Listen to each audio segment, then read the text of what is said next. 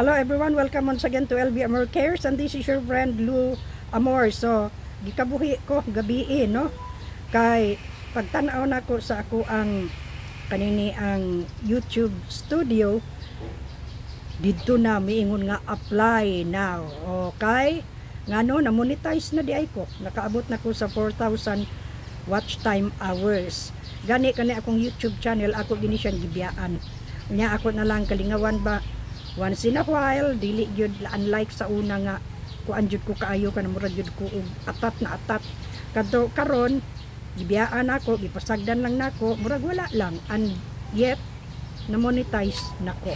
So ambot na ko na una ko mag-change baka ko og niche unsa ba no, kay murag gipulan na mapuga tong kabuhi. Tulogod ka tuig na kung tinumbati anang puro kabuhi nga daghan ng gyapon gipang kabuhi. Sa ato pa dili ko effective anang kabuhi. So mangita ko laing niche ani. So for now mag-relax lang usa ko while magulat ko sa kanang mga requirement nako para ko maka monetize na pod. So bye for now, hangtod sa sunod.